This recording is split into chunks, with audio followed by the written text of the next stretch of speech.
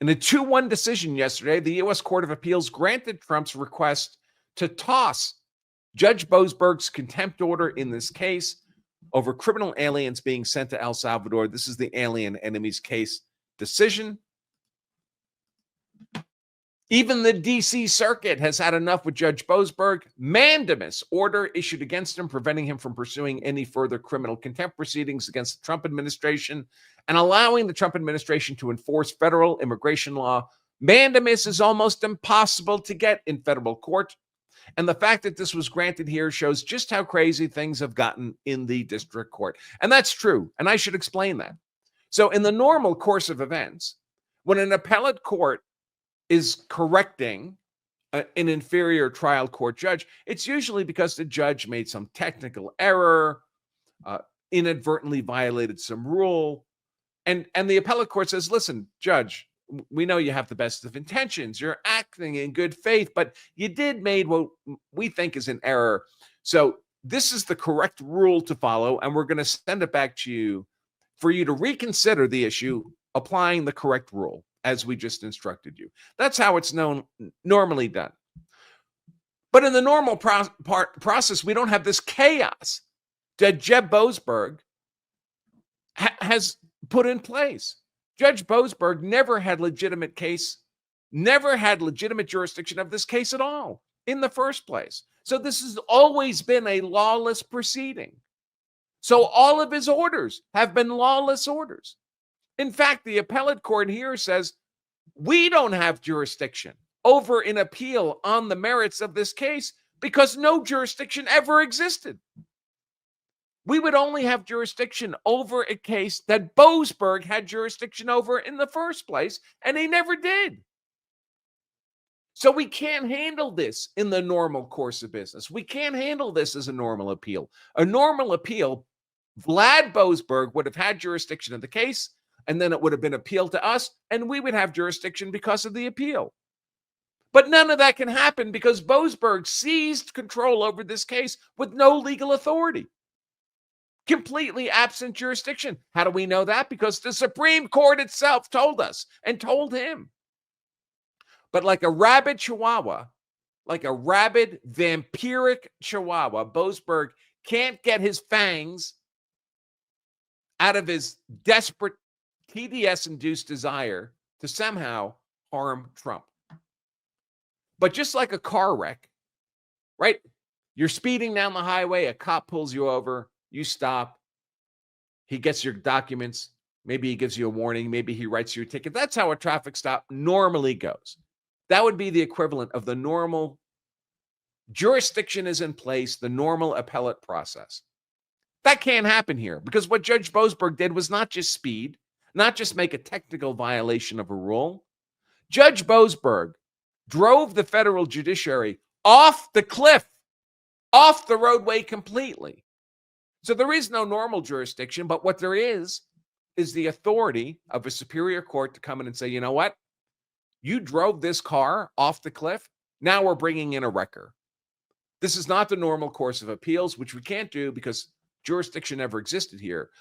But we can get a wrecker to pull this crashed vehicle out of this canyon. And in doing that, we're taking all of this away from you. You have no power here to do anything. Because the judge insists he does have power. Vlad Boasberg insists, all right, the Supreme Court told me I don't have jurisdiction over the merits of this case, but I'm still going to claim jurisdiction over whether or not Trump committed contempt of court for not following an order that never had jurisdiction, for not following my lawless orders. So fundamentally, what's happened here with the appellate court, they said, listen, this is a wreck. We're going to bring in the wrecker to pull this out of the canyon. We're going to issue what almost never happens, an order of mandamus, an extraordinary order to a lower court saying, you are broken. You are wrecked. And we're taking all your authority over this matter away from you. Never happens. Except here. So this is one of the reasons I wanted to cover this second concurrence. Last night, I read the 40-page chastisement, metaphorical stake through the legal analysis heart of unelected black robe tyrannical inferior district trial court judge Jeb Vlad Boasberg that was written by Judge Katsas, a Trump-appointed judge. And I stopped at the end of that 40 pages. I figured the second concurrence would be much the same, and the dissent is the losing opinion, so who cares? But apparently, I'm told by lawyers I trust that the second concurrence is even hotter than the first one. Julie Kelly writes here, Judge Naomi Rao, also a Trump appointee, did not hold back in her criticism of Jeb Vlad Boasberg's contempt order. Noting his underlying temporary restraining order banning removal of these terrorists under the Alien Enemies Act has been overturned by SCOTUS. Rao and Judge Katsas accused Judge Jeb Vlad Boasberg of attempting an end around SCOTUS by pursuing criminal contempt charges unless Trump bent the knee and complied with the TRO that SCOTUS had said was lawless. Then she quotes Rao. I'm not going to read Rao's quote here because we're going to read Rao's concurrence. So let's go ahead. Oh, also the dissenter. The one dissenter was Judge Cornelia Pillard. You wonder what Judge Cornelia Pillard looks like? Let's take a look. An Obama appointee. Any guesses? What demographic?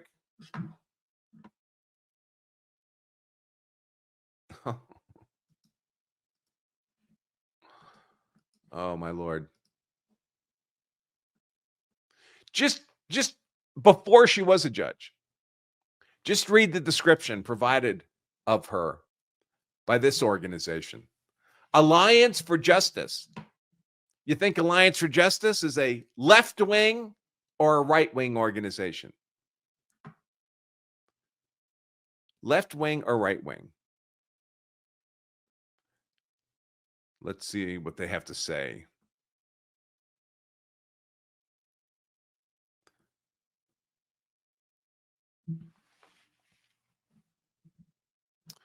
I thought it would be better than this.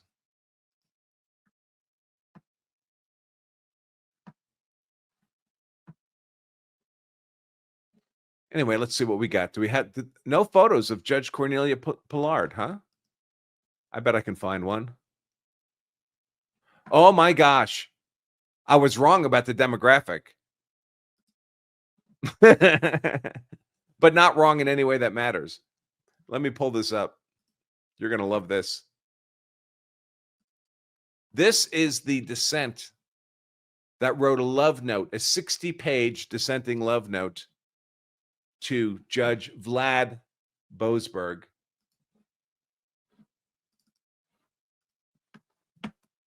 Any surprise? Anybody ever been to the HR department of a major corporation? Anybody ever had to talk to an HOA president? Anybody ever had to deal with the customer who said, I want to speak to your manager? Cornelia Pillard. So she was an Obama appointee. Her husband, David Cole, was chief counsel for the ACLU for years. The ACLU is engaged in a lawsuit against the Alien Enemies Act that is at the core of this appeal from the Boasberg court. Judge Cornelia Pillard is obviously conflicted here. Her husband's legal efforts, his income, the income of her household, is contingent upon the Alien Enemies Act litigation. And yet she's ruling as an appellate court on cases involving that issue. She's totally conflicted, as Julie says here, and should have been recused. But since it's the DC judicial fiefdom with no oversight by Congress, they let these judges run amok. And it's worth remembering how we got here.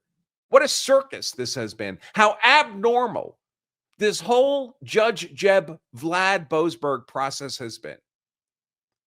So Trump, on March 14th, issues his proclamation about the Alien Enemies Act, says, hey, if you're in the U.S. and you're a member of TDA, Tren de Aragua, a designated foreign terrorist organization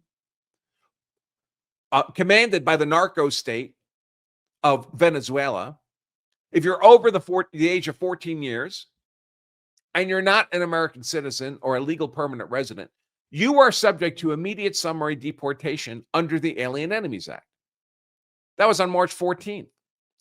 And immediately, federal immigration authorities start collecting up a bunch of TDA guys they'd already identified, a couple hundred of them.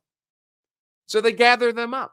March 15th, the next day, they're putting them on planes to send them to the tropical prison resort of Sicat in El Salvador, where the U.S. government had engaged a contract with the friendly government of El Salvador to house these terrorists because Venezuela, their nation of citizenship, would not take them back. So we decided we're going to house them under contract at the tropical prison resort of Sicat. And somehow a bunch of left-wing lawyers discover this is happening. Somebody obviously leaked from inside the Trump administration. And they all show up at midnight in the court, the D.C. Circuit Federal Court, looking for a judge. And what judge do you think they find? Now, just so you know, if there's a circuit of judges, like in the District of Columbia, say there's a dozen of them, on a rotating basis, there's one judge assigned to work weekends. He's the judge on call in case an emergency comes up. Guess who was not the judge on call the weekend of March 15th? Jeb Vlad Boasberg was not that judge. In fact, he was on vacation. But somehow he comes back from vacation and is present in his office to take this case, this anti-Trump case, at 1 a.m. in the morning on March 15th. Interestingly, this was only 5 days after Judge Jeb Vlad Boasberg had given a talk at a judicial conference where he predicted that President Trump would be disobeying federal judge orders. He predicted this. Chief Justice John Roberts was in the room, heard him say this. So Judge Jeb Vlad Boasberg is predicting on March 10th that President Trump, in his view, will be disobeying judicial orders, and we should be ready for that. We should be ready for when President Trump disobeys a court order.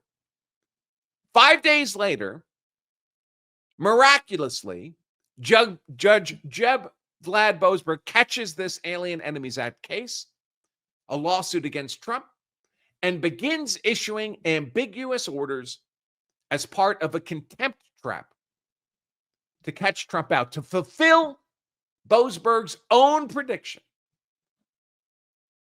Boasberg starts having a hearing in which he starts giving oral directions, oral orders.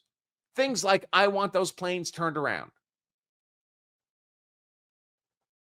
Outrageous. He doesn't know if the planes have the fuel. He doesn't have the authority. He doesn't have jurisdiction over airplanes in international airspace.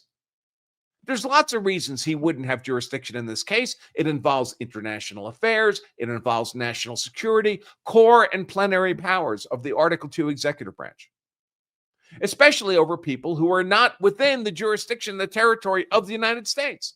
But he's giving these insane orders orally. And he's telling the Trump lawyers, hey, I don't want you taking notes of what I'm saying. Don't write anything down. Don't worry, he says. I'm going to issue a written order later. So the written order will be perfectly clear. And by the way, all orders from a court are supposed to be in writing. So there's clarity. There's no ambiguity. So that everyone is literally on the same page in terms of what's allowed and not allowed. So Boasberg tells these Trump lawyers in his hearing, listen, all the words I'm saying now, you don't have to take notes. I'll issue a written order later. And when the written order comes out later, it doesn't say turn the planes around. Now, why might that be? Well, it might be because Boasberg was speaking in passing. Maybe he was emotional. Maybe after another hour or two of discussion in court, he changed his mind about exactly what he wanted to order. The written order is supposed to be the one that's controlling.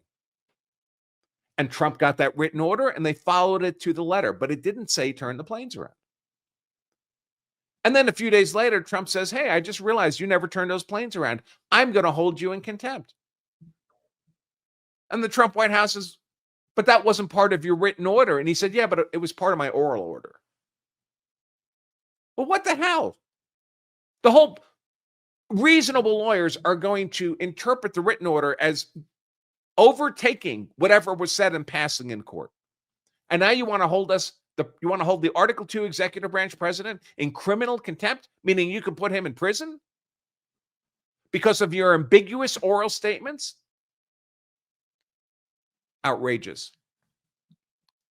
So, again, Boasberg first at this conference predicts that Trump is going to violate a court order. Then 5 days later, he miraculously gets this case, comes home early from vacation to be in his office at 1 a.m.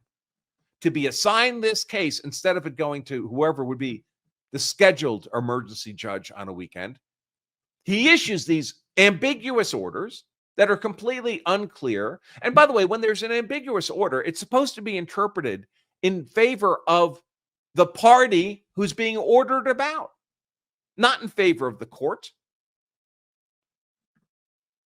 So Trump, he says, well, you violated my ambiguous order now. You fulfilled my prediction. Who would have guessed? So Trump appeals this, and the D.C. Circuit Court says, yeah, we're going to reject your finding, Boasberg, that there's probable cause to believe that Trump committed criminal contempt. Also, of course, he loses jurisdiction over the case completely by SCOTUS saying you had no jurisdiction here. So the SCOTUS rules against them. The Court of Appeals rules against them on this technical issue, dissolving the preliminary injunction. So the Court of Appeals stays that, freezes that. And then the Court of Appeals says, all right, well, we don't like your contempt finding at all. And he still pursues it. And finally, the Court of Appeals has to issue this order of mandamus saying, you know what, at this point, Judge Boasberg, you've driven the Article 3 judicial branch off the cliff into the ravine. You've wrecked it. And we're just going to take over and order you not to do anything more in this case. Thanks for watching this highlight segment of our full-length law self-defense live stream. If you enjoyed this content, make sure to give us a like and subscribe for more expert analysis on politics, law, and how to be hard to convict. And to watch the full-length episode of this show, just click right here. Stay safe.